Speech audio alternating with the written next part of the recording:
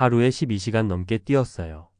비 오든 눈 오든 택배 들고 오르막길 뛰고 허리 통증엔 파스를 붙이며 참았죠. 하지만 58세가 되니까 몸이 말을 안 듣더라고요. 그런데 이 나이에 뭘 새로 시작할 수 있겠어요. 퇴직금도 없고 연금도 아직 멀었고 딱 하나 남은 게 있었어요. 은퇴를 준비해야 한다는 절박함. 이건 실제로 쿠팡맨으로 일하던 한 58세분의 고백입니다.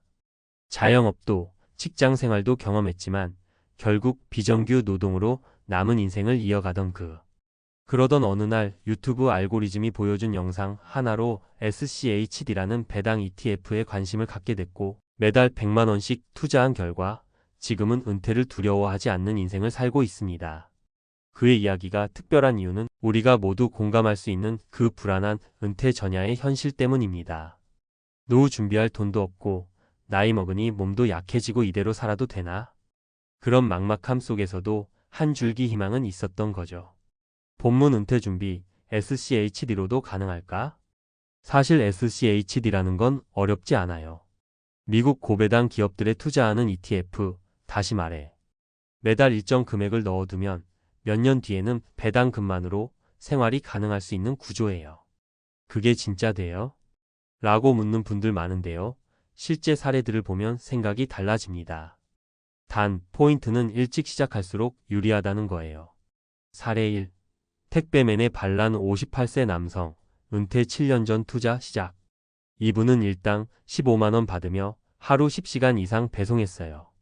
몸도 마음도 지쳐갈 때쯤 우연히 배당 ETF 영상을 받고 SCHD에 매달 100만원씩 투자하기 시작했죠. 그는 58세부터 시작해서 1년이면 1200만원, 5년이면 6천만원. 배당률이 약 3.5%라고 보면 세후 연 210만원 정도의 배당 수익이 생겨요. 생각보다 크지 않네? 싶죠? 근데요, 이분은 국민연금, 소형 임대 수익이랑 SCHD 배당금을 합쳐서 은퇴 후에도 매달 250만원 이상 현금 흐름을 만들었어요. 거창한 게 아니라 꾸준히 절박하게 포기하지 않고 한 결과예요. 사례 2. 55세 식당 운영자, 가게 접고 SCHD 투자자로 변신. 이 여성분은 코로나 시기 폐업한 자영업자였어요. 하루에 14시간씩 서 있고 1년에 휴가도 제대로 못 갔죠. 폐업 후 받은 지원금과 남은 적금 약 5천만원. 그걸 그냥 두면 언제 고갈될지 몰라 불안해서 재테크 유튜브를 보며 SCHD JPI 조합을 선택했어요. 그 후 매달 50만원씩 넣기 시작, 남은 돈은 일단 목돈으로 투자했고요.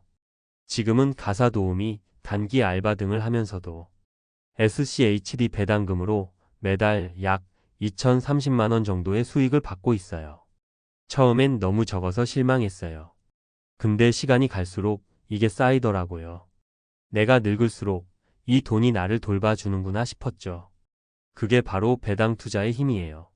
처음엔 작지만 복리와 시간이 쌓이면 든든한 우군이 됩니다. 사례 3. 60세 경비원, 은퇴 후에도 돈 걱정 없는 이유. 이분은 60세에 경비직 퇴직하셨고 그 전까지 10년 동안 매달 100만원씩 SCHD에 투자했어요. 총 투자금은 1억 2천만원. 이 금액이면 SCHD에서 연 약 420만원 정도 배당이 나옵니다. 세전 기준. 거기에 국민연금, 소형 임대소득, 그리고 지출 최소화. 이분은 딱 이렇게 말하셨어요. 나는 다른 사람처럼 펑펑 쓰진 못해도 돈 때문에 다시 취직해야 할 일은 없어요. 내 나이 70에도 나는 시간에 쫓기지 않아요. 이게 얼마나 부러운 삶인지 아시죠? 돈이 많아서가 아니라 꾸준히 준비했기 때문에 가능한 은퇴였던 거예요. 마무리. SCHD는 단순한 ETF가 아닙니다. 시간을 들여 나를 위한 은퇴 계좌를 만든다는 의미죠. 돈을 많이 버는 것도 중요하지만 그 돈을 어디에 어떻게 써서 내 미래를 바꿀 수 있는지, 그게 훨씬 더 중요합니다. 지금 시작해도 늦지 않았어요. 60세든 55세든 혹은 50대 중반이라면 지금이 가장 빠른 시점입니다. 매달 100만원이 없어도 괜찮아요. 30만원이든 50만원이든 나만의 은퇴 자산 흐름을 만든다는 생각으로 시작하세요. 당신의 은퇴는 당신이 만든다. 그 시작점이 SCHD가 될 수 있다는 거 이제는 많은 사람들이 증명하고 있습니다. 한국인의 기대 수명은 현재 83세를 넘어섰고 90세까지 사는 것도 흔한 시대가 됐습니다. 하지만 문제는 언제까지 벌 수 있느냐와는 다릅니다. 현실적으로 60세 전후가 되면 대부분의 사람은 경제적 활동에서 밀려나게 됩니다. 그렇기 때문에 우리는 단순히 퇴직을 준비하는 것이 아니라 퇴직 이후에도 돈이 벌리는 시스템을 만들어야 합니다. 이런 관점에서 최근 주목받는 것이 바로 고배당 ETF, 특히 미국의 SCHD, SCHWABU, 디비덴드 에쿼티 ETF입니다. SCHD란 무엇인가? SCHD는 미국의 안정적이고 배당을 꾸준히 주는 우량 기업들에 투자하는 ETF입니다. 대표적으로 코카콜라, 존슨앤존슨, 애플, 홈디포와 같은 기업들이 포함돼 있죠. 배당률 약 3.5% 내외 시기마다 변동. 분배 주기 분기 배당 1년에 4번. 세금 한국 거주자는 미국 배당 소득에 대해 15% 원천 징수됨. 특징 장기 투자 시 복리 효과와 함께 안정적인 현금 흐름 확보 가능. 즉, 노동이 아닌 자본으로 매달 일정한 수익을 만들어내는 구조를 갖춘 자산이라는 점에서 은퇴를 준비하는 사람들에게 매우 매력적인 상품입니다. 현실 가능한 은퇴 시뮬레이션 월 100만원씩 투자 시 월 100만원을 SCHD에 10년간 투자하면 단순 계산으로 총 1억 2천만원의 투자금이 생깁니다.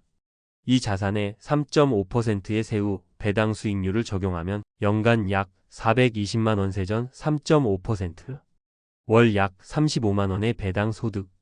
만약 국민연금이나 임대소득 등과 함께 다양한 소득원을 분산하면 노후 생계비의 3040% 이상을 SCHD 배당으로 충당할 수 있게 되는 것입니다. 실제 사례 3가지로 보는 현실적인 접근법. 사례 1. 택배업 종사자 어씨 58세부터 투자 시작.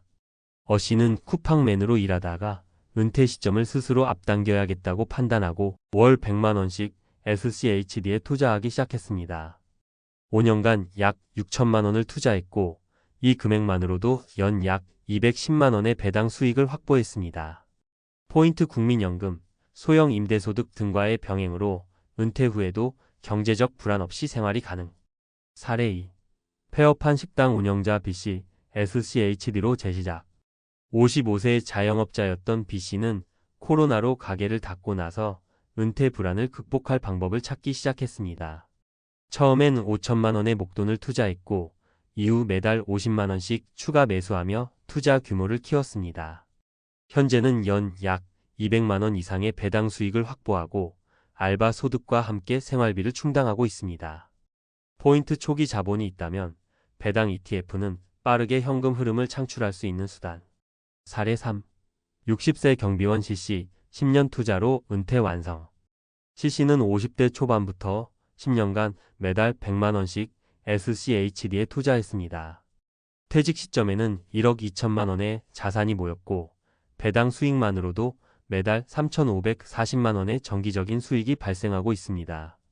국민연금과 함께 총 200만원 수준의 고정 수입을 확보하며 취업 없이 안정된 은퇴 생활을 하고 있습니다. 포인트 SCHD는 장기 투자에 강력한 효과를 발휘하며 꾸준함이 수익을 만듭니다. 전문가의 조언, SCHD는 은퇴 준비의 기초 체력이 될 수 있다. 지금부터 시작해도 늦지 않다. 월 30만원이든 50만원이든 시작이 중요합니다. SCHD는 복리 구조. 배당금은 다시 투자하면 수익률은 기하급수적으로 커집니다. 다른 수익원과의 조합이 중요. SCHD만으로 은퇴는 어렵지만 연금 소득 배당의 3중 안전망을 만들 수 있습니다. 환율과 세금 리스크는 인지해야 함. 달러 자산이기 때문에 환율의 영향을 받습니다. 미국 원천 징수세 15% 외에도 국내 종합소득세 대상이 될 수 있습니다. 결론, SCHD는 은퇴를 준비하는 서민들에게 가장 현실적인 은퇴 연습장. 은퇴 후 가장 무서운 것은 불확실한 수입입니다. SCHD는 이를 일정 부분 해결할 수 있는 현금 흐름 중심의 자산입니다. 지금처럼 고령화, 저금리, 고물가 시대에는 이처럼 작지만 안정적인 자산을 기반으로 한 은퇴 준비가 필요합니다. 누구나 할 수 있지만 지금 시작하는 사람만이 은퇴 후 걱정 없는 삶을 누릴 수 있습니다. 혹시 주변에 퇴직 후에 새로운 일을 찾는 분들 많이 계시지 않나요? 요즘은 60세 전후로도 나 아직 할 수 있어 하는 마음으로 뭔가 도전하시는 분들이 많으시더라고요. 그런데 막상 가슴 한편엔 이게 과연 잘 될까? 하는 걱정이 늘 따라다니죠. 오늘은 그 중에서도 개인 택시를 시작한 63세의 한 가장 이야기를 해볼까 해요. 퇴직금, 노후 자금이라곤 했지만 사실 마음 한구석엔 이 돈 내가 잘못 굴리면 어쩌지? 하는 불안감도 있었을 거예요. 그런데도 집안 살림, 자녀 뒷바라지 생각하면 그냥 노는 건 말이 안 되잖아요. 그래서 도전하게 된 개인 택시. 그런데 하루 12시간씩 운전대를 잡아도 기름값이랑 자동차 할부, 각종 세금 빼고 나면 정말 남는 게 얼마 없다고 하더라고요. 이야기를 들어보면 내가 늦게 시작해서 그런가, 더 열심히 뛰면 그래도 어느 정도 수익이 생기지 않을까? 라는 희망을 품어보지만 현실은 생각만큼 만만치 않다고 해요. 왜 이런 상황이 벌어지는 걸까요? 그리고 꼭 개인 택시가 아니더라도 은퇴 후에 새로 무언가를 시작하는 분들에게 공통적으로 적용되는 교훈들이 분명 있을 텐데요. 오늘은 이 이야기를 좀 편하게 나눠보려고 합니다. 혹시 나와 내 가족 혹은 주변 지인이 겪고 있는 이야기와 비슷하다면 함께 공감하면서 앞으로의 방향을 같이 고민해보면 좋겠네요. 1. 63세 이정호 씨의 부푼 기대와 씁쓸한 현실. 먼저 우리 주인공인 이정호 가명 씨 이야기부터 해볼게요. 이분은 제조업 회사에서 30년 가까이 일하고 정년 퇴직하셨대요. 퇴직금으로 뭐 할까 고민을 많이 했는데 마땅히 기술이 있거나 특별한 자격증이 있는 것도 아니었고 운전이라면 그래도 자신 있지 않을까 하는 생각에 개인 택시 자격을 알아보셨다고 합니다. 물론 처음부터 개인 택시 영업용 번호판을 구입한다는 게 쉽지는 않았죠. 번호판 가격도 상당히 비싸잖아요. 그래도 일단 투자하면 꾸준히 굴러가는 현금 흐름이 생길 거라 믿으신 거예요. 그러나 막상 시작해보니 낮에 영업을 하든 밤에 영업을 하든 딱히 수입이 크게 오르지는 않는 거예요. 심지어 밤에는 피로가 누적돼서 컨디션 조절이 어려웠죠. 월세, 기름값, 차량 유지비, 각종 수수료 이런저런 고정 비용만 빠져나가도 생각보다 수중에 남는 돈이 적었던 거예요. 조금만 몸이 아파시면 그날 수입은 바로 영원이나 다름없고요. 이렇게 쓸 돈 아끼면서까지 버틸 이유가 있을까? 하면서도 어디 다른 대책이 없으니 그저 버티는 수밖에 없다는 게 너무 서글펐다고 합니다. 여기서 이정호 씨가 느낀 가장 큰 문제는 개인 택시로 벌 수 있는 수입을 과대평가했다. 라는 점이었대요. 어찌 보면 늘어나는 고정비와 체력 문제, 그리고 경쟁 심화 등을 미리 계산하지 못했다는 거죠. 또 건강이 예전 같지 않으니 하루 12시간을 주 6일씩 뛰는 게 쉽지 않았다는 것도 한몫했습니다. 2. 사례 3가지로 보는 은퇴 후 일자리의 현실. 이정호 씨만 이런 경험을 한 게 아닙니다. 주변에 비슷한 분들이 많더라고요. 제가 직접 들은 다른 3분의 이야기를 구어체로 편하게 말씀드려 볼게요. 나 개인 택시로 노후 자금 메꿀 줄 알았지. 58세 박성우 씨. 박성우 가명 씨는 운전을 좋아해 개인 택시를 선택하셨대요. 퇴직금 일부를 보태서 번호판 사는데 투자했는데 막상 해보니 월 평균 순수입이 생각보다 형편없었다는 겁니다. 초반에 택시 비용이 얼마든지 수입이 얼만지 잘 몰라서 그래도 열심히 하면 최저임금보다는 낫겠지 싶었는데 정작 들어가야 할 돈이 너무 많았어요. 기름값 오르지, 할부금 내야지, 세금 내야지. 휴일이 없어도 한 달에 250만 원 선에서 왔다 갔다 하니 가끔 몸이 아프거나 명절에 일을 쉬면 고정 비용이 그대로 나가니 순수입은 뚝 떨어지는 거예요. 내 나이에 어디 가서 더 일하기도 어려운데 이 택시가 내 마지막 희망이었는데라며 막막함을 토로하시더라고요. 실버 요양보호사로 일해봤는데 62세 최연희 씨. 최연희 가명 씨는 택시 대신 요양보호사 자격증을 땄습니다. 사람들에게 도움도 되고 나도 일하면서 생계 유지를 좀 해보자 한 거죠. 처음에는 봉사하는 마음, 의미 있는 일이라는 점에 기분 좋게 시작했대요. 근데 막상 돌보는 분들이 중증 환자이거나 치매가 있으신 분들이 많아서 정신적, 육체적 노동이 만만치 않았던 거예요. 체력이 예전 같지 않으니 몸살도 자주 앓고 어떤 날은 허리가 아파서 도저히 못 일어나겠는데도 오늘 하루만 참자라는 심정으로 출근하셨다고 해요. 이렇게 계속 가면 안 될 것 같아도 이미 늦었다는 생각에 쉬지도 못하고 버티기만 했다는 겁니다. 도움은커녕 오히려 내가 건강을 먼저 잃는 게 아닌가 싶어 무섭다고 말씀하시는데 그 심정이 얼마나 안쓰럽던지요. 집에서 1인 온라인 창업? 생각만큼 쉽진 않더라. 60세 윤진호 씨. 요즘 1인 미디어나 온라인 창업으로 조용히 시작해서 대박 났다는 이야기가 많이 들리잖아요. 그래서 윤진호 가명 씨도 퇴직 후 관심 있던 분야로 인터넷 쇼핑몰을 오픈해 봤대요. 근데 주변 이야기랑 실제는 또 다른 거 아시죠? 매일같이 상품 관리하고 광고 채널 돌리고 고객 문의에 응대하고 일을 하다 보면 퇴근 시간이나 휴일 개념이 사라지더랍니다. 특히나 초기에 자본도 넉넉지 않으니 저렴하게 물건 띄워서 마진도 굉장히 얇았고 배송 문제나 반품이 생기면 비용이 더 들고 운영시간 대비 실제 순이익은 매우 낮았다고 해요. 내가 과연 이 길에서 성공할 수 있을까? 이미 경쟁자는 너무 많은데 이런 마음에 시작한 지 몇 달 만에 포기하는 경우가 다반사라고 하시더라고요. 세 분 다 상황은 다르지만 공통점이 있어요. 은퇴 후에 뭔가 해볼까 해서 시작했는데 투자되는 시간과 돈, 체력, 정신적 스트레스가 생각보다 훨씬 큰데 반해 기대했던 수익이 안 따라준다는 점이죠. 특히 나이가 들수록 신체 능력도 예전 같지 않고 도중에 포기하면 이미 들인 비용은 그대로 손해라는 부담감까지 있으니 더 어렵게 느껴지는 거예요. 3. 은퇴 후 삶 어떻게 대비해야 할까?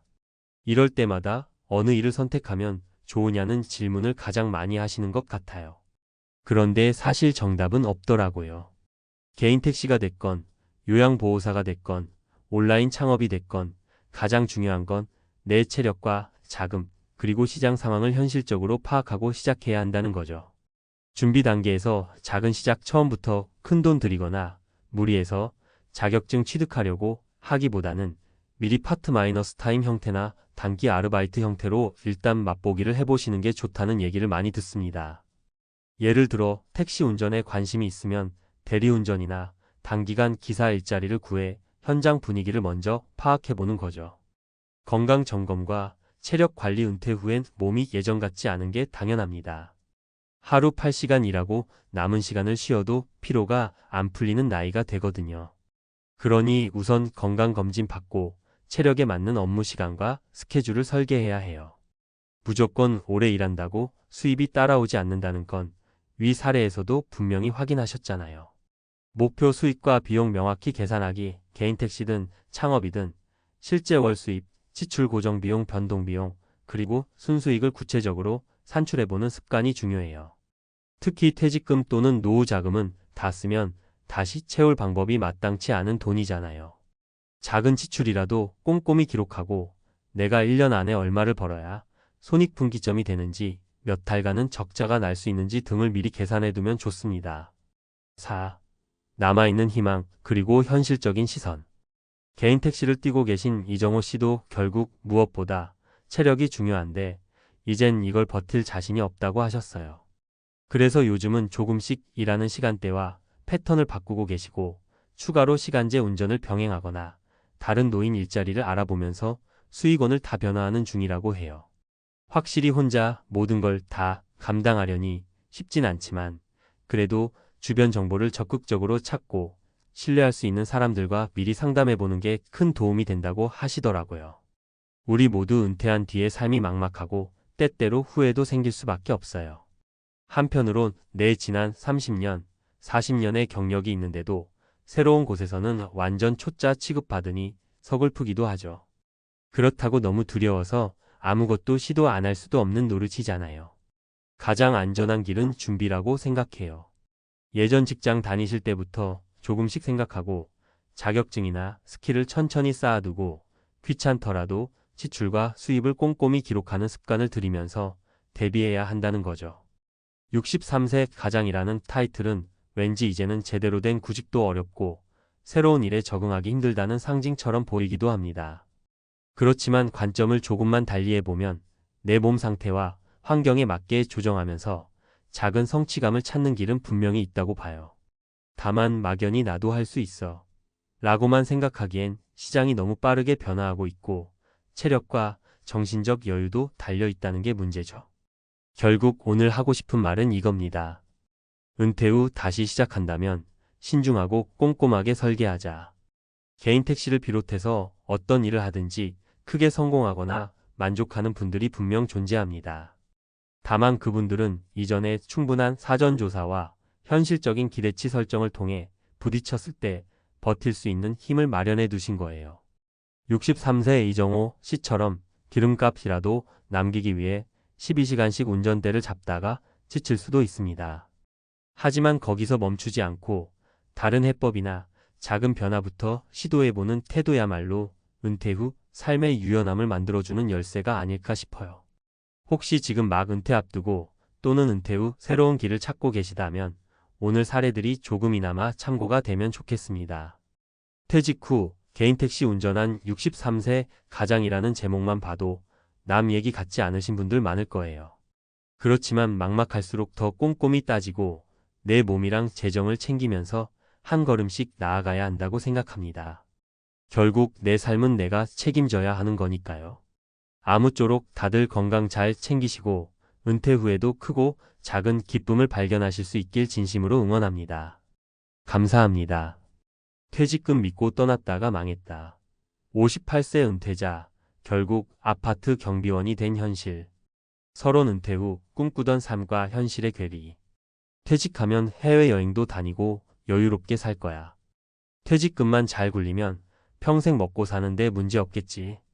많은 사람들이 은퇴 후의 삶을 장밋빛으로 그립니다. 3040년간 일하며 고생했으니 이제는 인생을 즐길 차례라고 생각하죠. 하지만 현실은 생각보다 훨씬 냉정합니다. 퇴직금이 충분할 줄 알았는데 몇 년도 안 돼서 바닥을 보이고 다시 일을 찾으려 해도 예전 같은 대우는커녕 일자리조차 찾기 힘든 상황에 놓입니다. 58세에 퇴직금을 들고 세계 여행을 떠난 한 대기업 임원의 이야기는 많은 이들에게 경각심을 줍니다. 그는 은퇴 후 자유로운 삶을 꿈꾸며 여행을 떠났지만 1년 후 현실을 직면해야 했습니다. 결국 생계를 위해 아파트 경비원으로 취직했죠. 도대체 어디서부터 잘못된 걸까요? 은퇴 준비에서 가장 중요한 것이 무엇인지, 그리고 어떻게 해야 이런 상황을 피할 수 있을지 함께 살펴보겠습니다. 1. 퇴직금 오래 못 간다. 마이너스 돈을 너무 쉽게 받다. 사례 1. 58세 김철수 씨, 세계여행 후 빈털터리. 김철수 가명 씨는 대기업에서 30년을 근무하고 58세에 퇴직했습니다. 3억 원의 퇴직금을 받았고 그중 일부로 부동산 투자도 고민했지만 돈은 다시 벌면 된다는 생각에 먼저 여행부터 떠나기로 했습니다. 평생 회사에만 묶여 있었는데 이제 좀 자유롭게 살아야 하지 않겠어요. 그렇게 부부와 함께 유럽, 동남아, 일본까지 1년간 여행을 다니며 진정한 자유를 만끽했습니다. 하지만 그 자유는 오래가지 않았습니다. 귀국 후 남은 돈을 보니 1억 원도 채 남지 않았습니다. 생활비와 자녀 교육비, 보험료까지 고려하니 몇 년 안에 바닥날 게 뻔했죠. 부랴부랴 일자리를 찾았지만 나이 때문에 대기업 재취업은 불가능했고 결국 아파트 경비원으로 일하게 되었습니다. 교훈: 퇴직금은 평생 쓸 돈이 아니다. 퇴직금은 보너스가 아닙니다. 한번 쓰면 다시 채울 수 없는 돈이죠. 특히 한순간에 목돈이 들어오면 자칫 현실 감각을 잃고 소비를 늘리기 쉽습니다. 퇴직 후 무작정 인생을 즐겨야 한다는 생각보다는 장기적인 자금 계획을 먼저 세우는 것이 필수입니다. 2. 은퇴 후에도 소득 파이프라인이 필요하다. 사례 60세 이정환 씨, 주식 투자로 날린 퇴직금.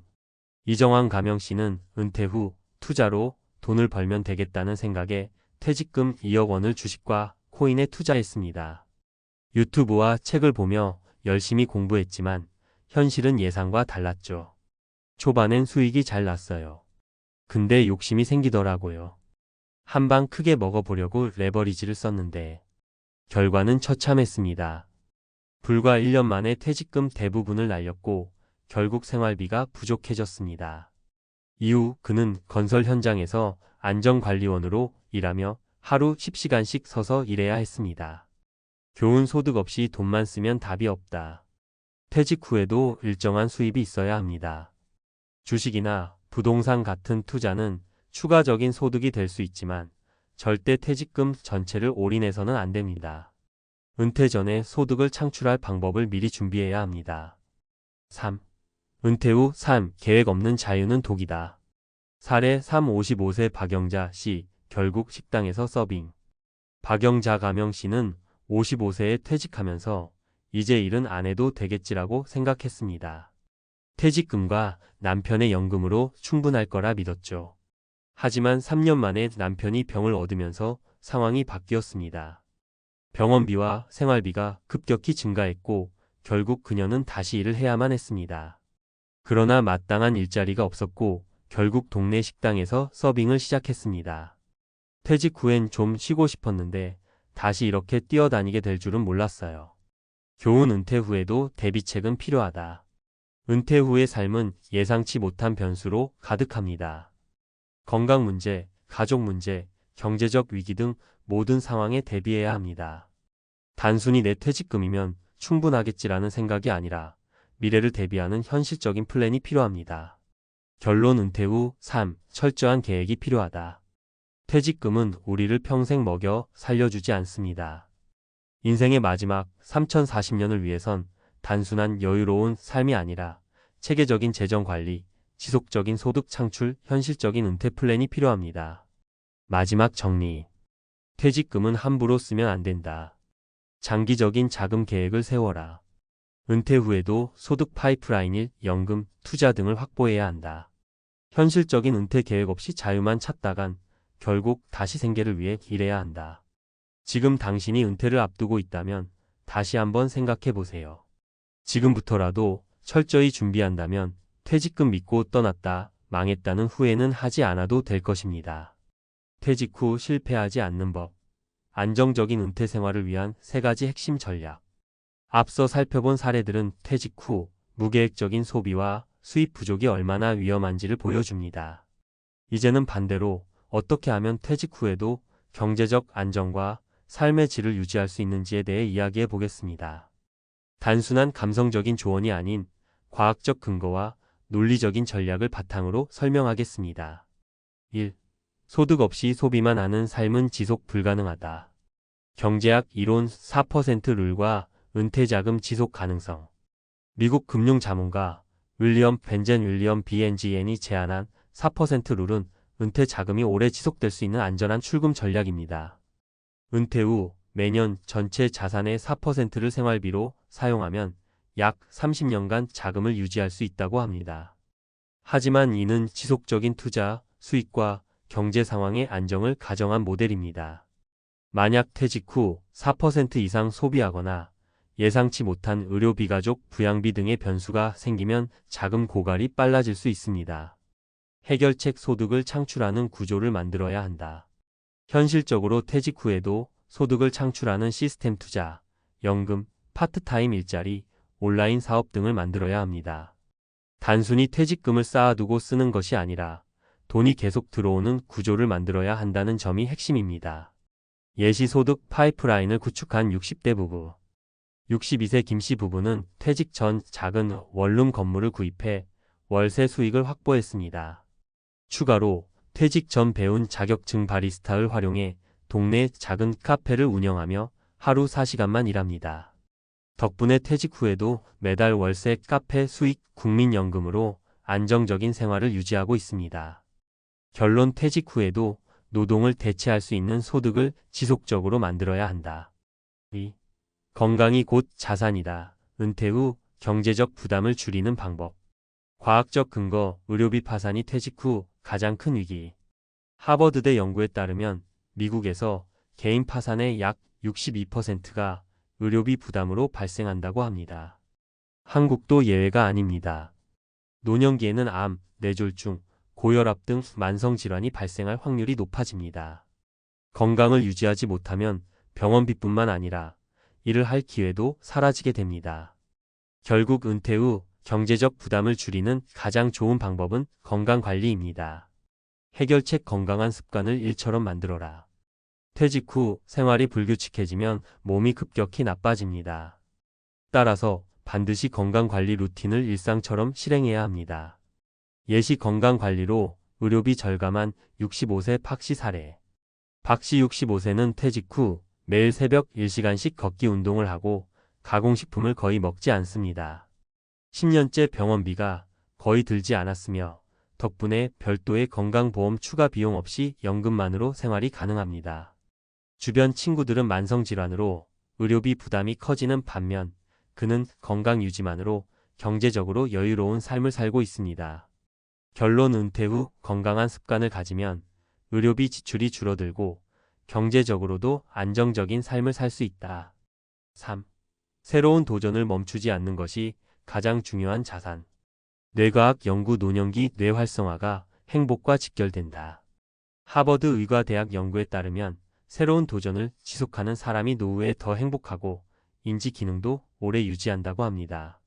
특히 새로운 기술을 배우거나 창작 활동을 하는 것이 치매 예방에도 큰 효과가 있음이 밝혀졌습니다.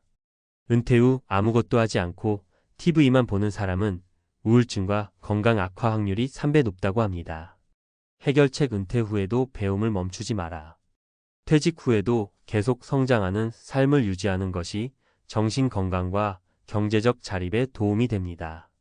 새로운 취미 그림, 글쓰기, 악기 연주 등을 배우거나 온라인 강의 등을 활용해 지식을 쌓고 블로그, 유튜브, 강연 등을 통해 수익까지 연결하는 것이 중요합니다. 예시 퇴직 후 유튜브로 제2의 인생을 시작한 67세 최씨. 최씨 67세는 퇴직 후 무료한 삶을 보내다가 스마트폰으로 유튜브 영상을 찍어 올리기 시작했습니다. 처음엔 취미로 시작했지만 점점 구독자가 늘어나면서 광고 수익과 강연 요청까지 받게 되었습니다. 이제는 유튜브 활동이 주 수입원이 되었으며 지적 활동을 지속하면서 정신적으로도 활기찬 삶을 살고 있습니다. 결론 퇴직 후에도 새로운 도전을 멈추지 않으면 경제적 정신적으로 더 행복한 삶을 살 수 있다. 마무리 은퇴 후 행복하려면 세 가지를 기억하라. 은퇴 후 실패하지 않으려면 단순히 퇴직금과 연금만 믿어서는 안 됩니다. 성공적인 은퇴를 위해 가장 중요한 세 가지를 기억하세요. 퇴직 후에도 소득 창출이 가능해야 한다. 건강을 유지하면 의료비 부담을 줄이고 경제적으로 여유로워진다. 새로운 도전을 멈추지 않으면 더 행복하고 활기찬 노후를 보낼 수 있다. 지금 당신이 퇴직을 앞두고 있다면 오늘부터 이 세 가지를 고민해 보세요. 준비된 은퇴는 불안한 노후가 아니라 제2의 인생을 여는 기회가 될 수 있습니다. 사람마다 달라요. 누군가는 한국이 편하고 따뜻하다고 느끼겠지만 저에게는 아니었습니다. 미국은 제게 사는 곳이 되었고 한국은 일이 있을 때 잠깐 머무는 곳이 되어버렸어요. 시간은 흘렀고 제 마음의 뿌리는 미국 땅 어딘가에 자리를 잡았는데 다시 돌아온 한국은 낯설고 어쩐지 벅찼습니다. 결국 인생은 부초 같지 않나요? 한 자리에 정착한다는 건 환상일지도 모릅니다. 영원히 머물 곳은 어디에도 없다는 걸 은퇴하고 나서야 실감하게 되었습니다. 돌아온 지 딱 1년, 마음속에서 한국이 점점 멀어져 가는 걸 느꼈습니다. 공항에 도착하던 날의 설렘은 사라졌고 매일의 생활은 불평과 갈등의 연속이었습니다. 이렇게까지 힘들 줄 몰랐다는 말이 절로 나왔죠. 왜일까요? 내가 나이 들어 한국을 떠났고 세월이 흐르는 동안 한국도 많이 달라졌기 때문입니다. 그리고 무엇보다도 은퇴자라는 신분이 만들어낸 현실의 벽이 너무나 컸습니다. 첫 번째는 속도의 충돌입니다. 미국에서는 조금 느릿해도 서로 존중하고 배려하는 분위기가 익숙했는데 한국은 다릅니다. 어디를 가든 바쁘고 재촉하고 줄을 서도 옆에서 밀치고 들어오는 사람들이 당황스럽기까지 했습니다.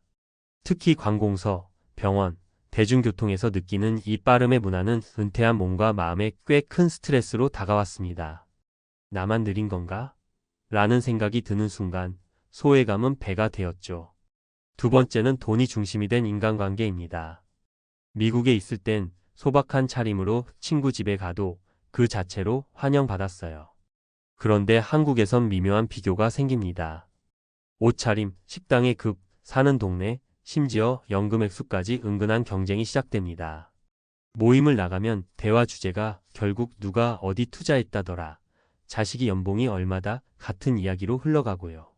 나눔보다는 비교가 중심이 되는 분위기에서 마음이 점점 움츠러들었습니다. 세 번째는 나이 듦에 대한 인식의 차이였습니다. 미국에서는 나이 든 사람이 운동을 하거나 카페에 앉아 책을 읽는 모습이 자연스러웠고 노인이 되었다는 이유로 주눅들 필요가 없었습니다. 하지만 한국은 아직도 나이 먹었으면 조용히 있으라는 문화가 일부 남아 있었습니다. 마트 계산대에서 직원에게 질문 한마디만 해도 그 나이에 뭘 그리 따지느냐는 눈빛을 느꼈고 젊은이들 사이에선 내가 방해되는 존재처럼 느껴졌죠. 스스로를 존중하며 살고 싶었는데 그게 어려운 환경이었습니다. 그럼에도 불구하고 귀국을 택한 이유는 뭘까요? 바로 정이었습니다. 가족이 있고 친구가 있고 추억이 있는 곳이니까요. 어릴 적 뛰어놀던 동네를 산책할 때면 마음이 먹먹해졌고 김치찌개의 향은 아직도 가슴 깊이 위로가 됩니다. 하지만 그런 감정만으로 살아가기엔 현실이 너무 냉혹하다는 걸 1년 만에 뼈저리게 느꼈습니다. 이제 저는 다시 미국으로 돌아가려고 합니다. 한국이 싫어서가 아닙니다. 단지 나의 은퇴에 어울리는 삶의 무게와 리듬을 미국에서 더 잘 맞출 수 있기 때문입니다. 결국 은퇴 후의 삶은 단순한 귀국이나 이민의 문제가 아니라 내가 어떤 삶의 속도와 문화를 더 편안하게 받아들일 수 있는가의 문제라고 생각해요. 마지막으로 귀국을 고민하는 분들께 전하고 싶은 말이 있습니다. 단순히 고향이니까, 병원 잘 돼 있으니까 라는 이유로 결정하지 마세요. 실제 생활은 생각보다 훨씬 구체적이고 감정보다는 현실이 지배합니다. 오히려 미국이 고향이 된 분들도 많고 한국은 잠시 머무는 여행지가 되는 경우도 많습니다. 결국 중요한 건 장소가 아니라 내가 나를 존중하며 살아갈 수 있는 환경이 있는가입니다. 부초 같은 인생이지만 방향은 스스로 정해야 합니다. 은퇴는 끝이 아니라 새로운 삶의 시작이니까요. 고향이라는 이름 아래 감정에 기대기보다는 나의 가치관, 삶의 속도, 인간관계, 건강관리 시스템까지 모두 고려해서 신중히 판단하시길 바랍니다. 저는 이제 다시 제가 살아갈 곳으로 향합니다. 이번에는 그리움이 아닌 준비된 마음으로요. 은퇴 후 한국으로의 귀국을 고려하는 분들이라면 단순히 그리움이나 향수라는 감정적 이유뿐 아니라 현실적 요소들을 냉정하게 분석하고 준비해야 합니다. 아래는 실제 귀국 후 겪을 수 있는 대표적인 문제들과 이를 예방하거나 완화할 수 있는 구체적인 팁들입니다. 1. 생활비 한국이 더 비쌌어요 라는 말 절대 남일 아닙니다. 귀국 후 가장 많이 듣는 말 중 하나가 미국보다 생활비가 더 든다는 겁니다. 한국은 기본 생필품, 외식, 의료 접근성은 좋지만 집세, 교통비, 공공요금, 식료품 가격이 만만치 않아요. 특히 1인 가구의 경우 월 15만 200만 원으로는 서울에서는 절대 넉넉하게 살기 어렵습니다. 예를 들어 서울 외곽에 15평 오피스텔 전세 보증금이 1억 원 이상이고 월세로 전환하면 5,070만 원 수준입니다. 여기에 공과금, 식비, 교통비, 통신비 등을 포함하면 기본 고정 지출만 120만 원에 육박합니다. 실전 팁: 지방, 소도시나 중소도시 귀촌을 고려해 보세요. 전세가 34천만 원으로도 가능하고 물가도 상대적으로 낮습니다. 귀국 전 환율을 고려한 환전 전략도 중요합니다. 원화로 환전할 시기를 분산해 두는 것도 하나의 방법입니다. 미국에서 누리던 할인 혜택의 시니어 디스카운트이 한국에서도 가능한지 확인하고 기초연금 신청 자격도 미리 체크하세요. 2. 건강보험과 의료 시스템 싸지만 낯설고 복잡한 시스템. 한국의 건강보험은 확실히 미국보다 저렴하고 병원 접근성도 좋습니다. 하지만 미국식 민간보험에 익숙했던 분들에겐 건강보험 지역 가입자 등록 문제가 까다롭습니다. 귀국 직후 바로 보험료가 청구되며 재산과 소득을 기준으로 책정되기 때문에 월 1,020만 원 이상 내는 경우도 흔합니다. 또한 처음부터 대학 병원 진료를 받을 수 없고 1차 의원 진료 후 진료 의뢰서를 받아야만 진료가 가능하다는 점도 낯설 수 있습니다. 주의사항: 귀국 3개월 전부터 국민건강보험공단에 문의해 재외국민 귀국 절차를 미리 알아보세요. 귀국 직후 보험료가 너무 높을 경우 소득 없는 귀국자라는 사실을 증명할 서류를 준비하면 보험료를 낮출 수 있습니다. 정기 건강검진도 무료 혹은 저렴하게 받을 수 있으니 지역 보건소에서 확인해 보세요. 3. 인간관계와 문화 적응. 내가 외국인처럼 느껴졌어요. 한국에 돌아오면 당연히 반겨줄 줄 알았던 친구들, 가족들, 이웃들과의 관계가 생각보다 어색해질 수 있습니다. 특히 미국에서 오랜 시간 독립적이고 느긋한 생활을 하다 온 사람들에게는 한국 특유의 빠르고 좁은 인간관계가 스트레스로 다가올 수 있습니다. 예를 들어 친구 모임에서 아직도 미국식 생각하냐는 말을 들을 수도 있고, 가족과의 소통에서 세대 차이를 넘는 문화 차이가 발생합니다. 심지어 옆집 사람이 왜 인사를 안 받아주는지 속상해하는 경우도 있습니다. 실전 팁. 귀국 직후 적응 기간은 필요합니다. 모든 걸 예전처럼 돌리려 하지 말고 새로운 생활로 받아들이는 마인드셋이 필요해요. 동네 문화센터, 시니어 교실, 작은 봉사단체 등 작은 커뮤니티에 먼저 발을 들여보세요. 사람들과 느슨한 연결부터 시작하는 게 좋습니다. 한국에서의 정서적 거리감을 줄이기 위해선 미국식 표현보다는 간접적이고 배려 섞인 커뮤니케이션을 연습해 보세요. 4. 주거 문제. 고향 집은 있지만 살 수 없는 이유. 많은 분들이 고향에 집이 있으니 괜찮다고 생각하시지만 막상 들어가 보면 리모델링이 필요하거나 교통이 불편하거나 병원 접근성이 떨어지거나 해서 결국 다시 서울 근교로 이사를 고민하게 됩니다. 시골에 빈집이 있어도 보일러 교체, 누수, 단열, 치안 문제 등으로 엄청난 지출이 생깁니다. 전문가 조언. 고향 집에 장기 거주를 고려한다면 귀국 전 미리 한두 번 단기 체류를 해보고 생활 테스트를 해보세요. 장기적으로 한국 마이너스 미국, 이중 거주 듀얼 리빙을 고려하는 것도 방법입니다. 여름은 한국, 겨울은 미국처럼 나눠 살면서 거주지를 유연하게 가져가는 겁니다. 5. 마음의 준비. 고향은 기억 속에만 아름답다. 결국 귀국 후 적응의 핵심은 마음입니다. 많은 분들이 내가 알던 한국이라는 기준으로 현실을 판단하다가 실망합니다. 한국도 변했고 나도 변했기에 과거의 기억으로 현재를 살 수는 없습니다. 생활 전략. 귀국은 정착이 아닌 테스트라는 마음으로 접근하세요. 최소 6개월 1년의 시범 정착 기간을 두고 다시 미국으로 돌아갈 수도 있다는 유연한 플랜 B를 준비하세요.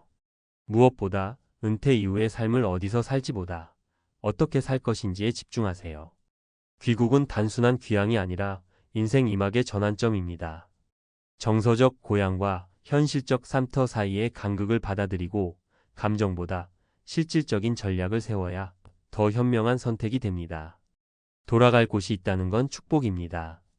하지만 그곳이 다시 삶의 터전이 되기 위해선 마음보다 훨씬 더 치밀한 준비가 필요합니다. 고향으로 돌아가는 게 아니라 새로운 나라에 이민 오는 마음으로 준비하라. 이것이 은퇴 귀국을 고민하는 모든 분들께 드리고 싶은 현실적인 조언입니다.